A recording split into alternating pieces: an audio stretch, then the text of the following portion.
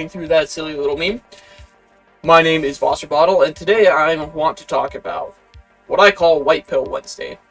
Today, I just want to talk about, nice things, nice news. There's a lot of terrible stuff going on, terrible stuff, I'm hearing stuff about World War III being on the brink of happening, and, just all sorts of terrible stuff. So what I want to do today is just talk about some nice things that I found.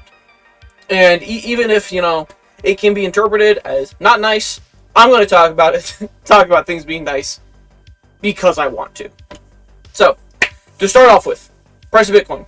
Big into Bitcoin, big into other, alternative forms of money.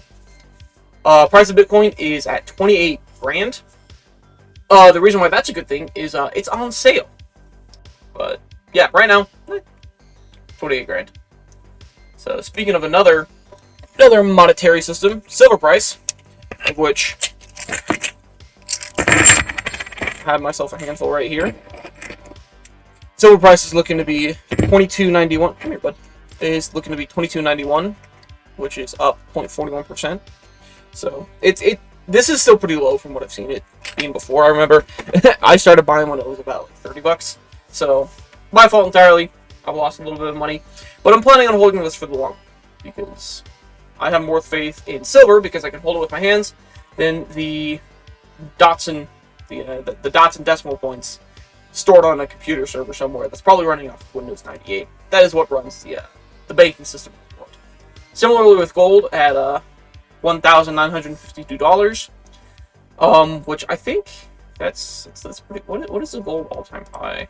So its highest price as of 2022 was $2,074, and just discounting any sort of like inflation stuff going on, it's roughly approaching all-time highs. So if you have gold, you got a good investment.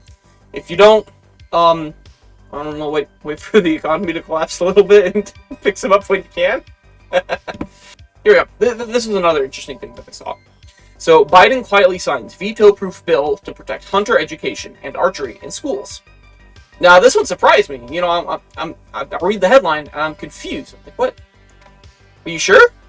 But here we go from guns.com, written by Chris Egger.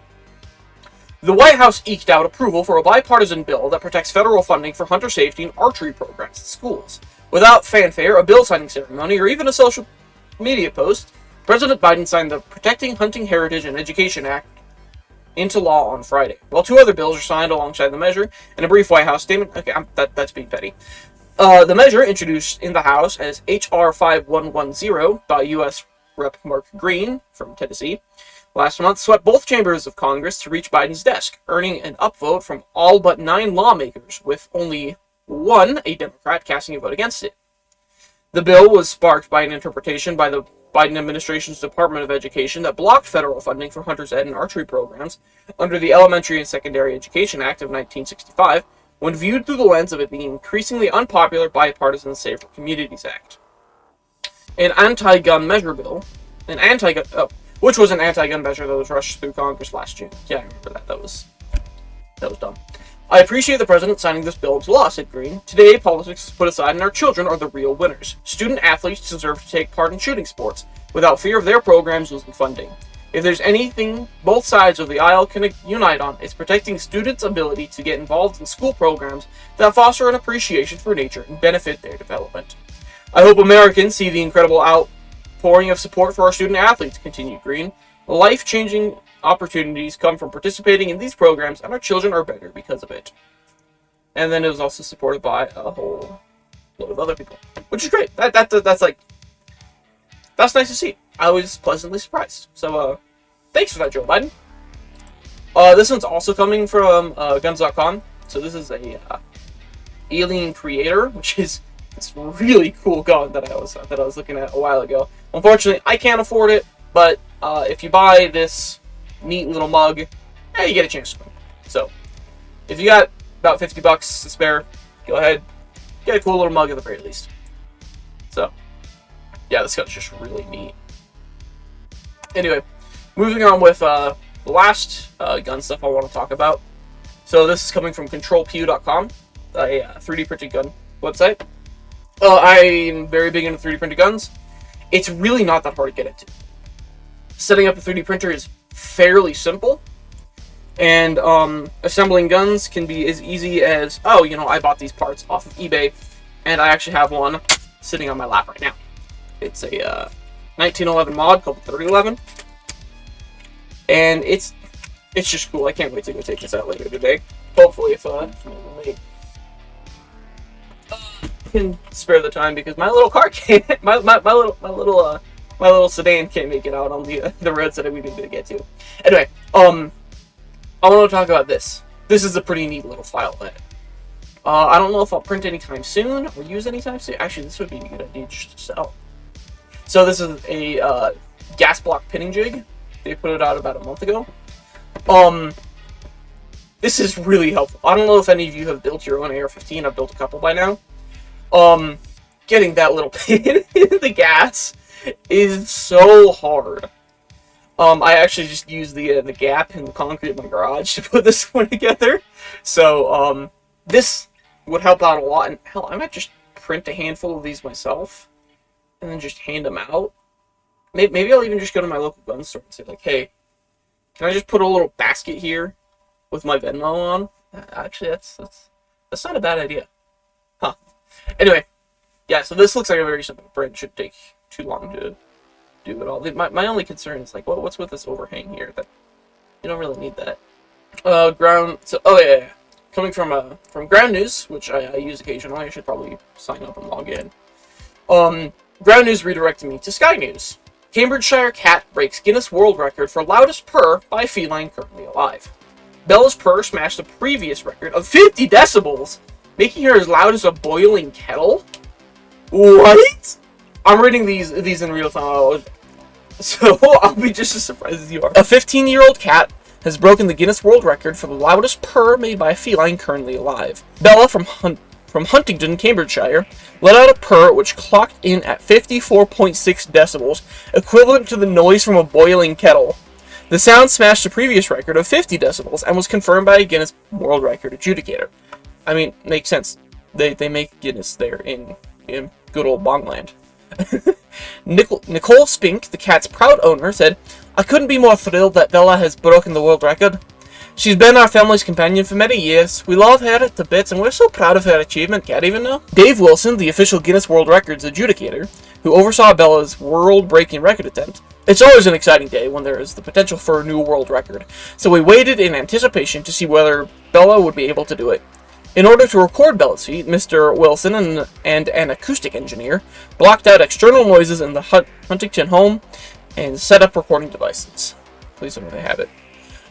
Once Bella settled down on her favorite cushion in preparation of breaking the record, she began to purr, and the results were immediately obvious. Do we have a video? Oh, look at her. And her roller. Oh, wait, that's so. Do they not have a video? Audio file here. No, that's just. Oh, I want the video. I want to hear it. Anyway, congratulations to this cat and her owner winning a world record. That is one loud kitty cat. And I thought mine was a lot, but apparently that's louder. Alright, moving to a completely different side of things.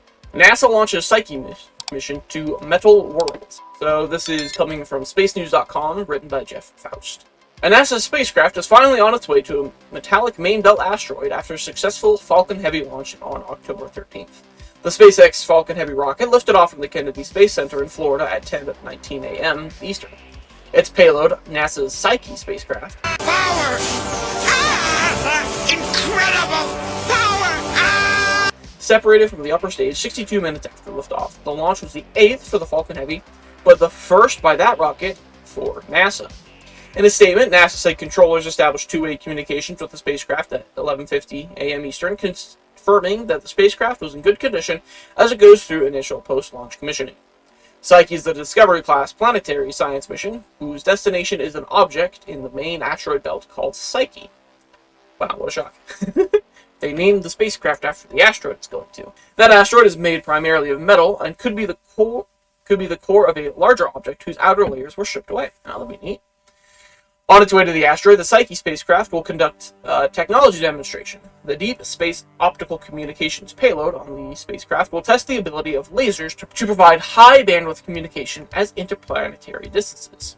Oh, okay. Launch in place. Looks like there's problems. The Psyche delay and budget increases added to the stress of the overall NASA planetary science program, already dealing with the challenges like Mars sample return. In the agency's fiscal year 2024 budget request, NASA said that it was postponing a heliophysics mission, the Geospace Dynamics constellation, citing high budgetary requirements from other programs.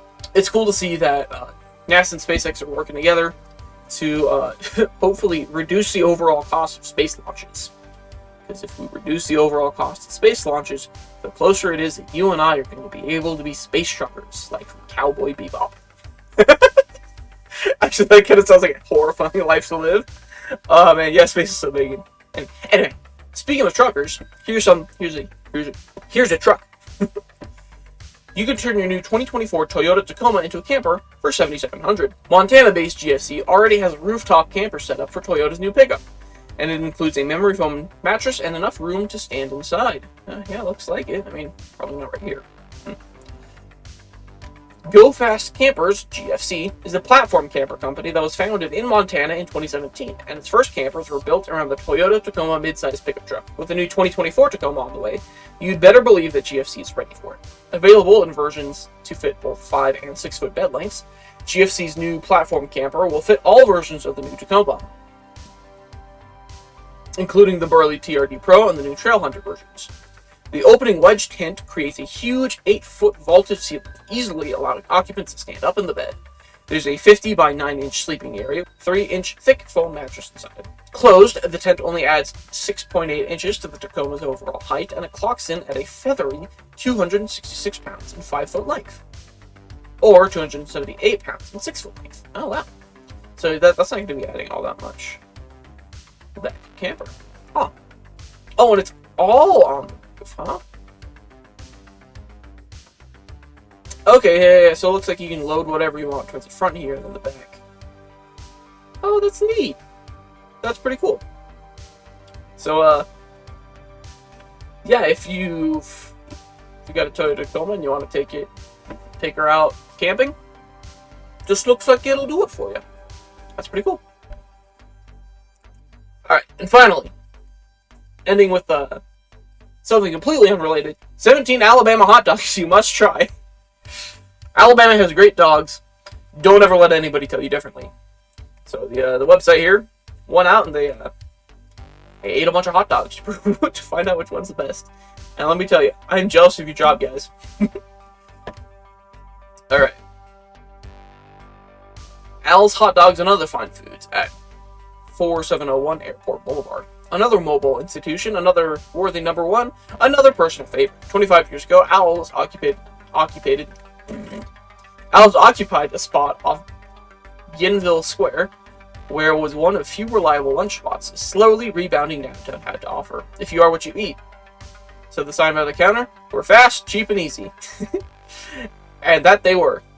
You were always left feeling like you'd gotten a little more than your money's worth. The no-nonsense Chicago wit and wisdom from the owner, Al K, was another big attraction. Order this. You can get an authentic hot Chicago dog here, a treat virtually unknown to the South, with toppings that include tomato slices and a dash of celery sauce. Oh, that would be good. It also pays to explore the non-hot dog treats on the menu, which includes... Oh, it's about hot dogs. Shut up. Alright, here we go. Big Spring Cafe. As Huntsville recent growth... Order this. I'm sure your little food blog is cute and all, but I'm just going to read what to order. They're both under $3. Oh, wow. So get both the chili dog and the slaw dog. The lather is slathered in ketchup slaw, a sweet tangy concoction, which is actually more of like a slaw ketchup in terms of ratio. Big City Cafe's clientele is blue collar, and these are blue collar dogs in the best way. Onions barbecue. Oh, order this. Onions hot dog.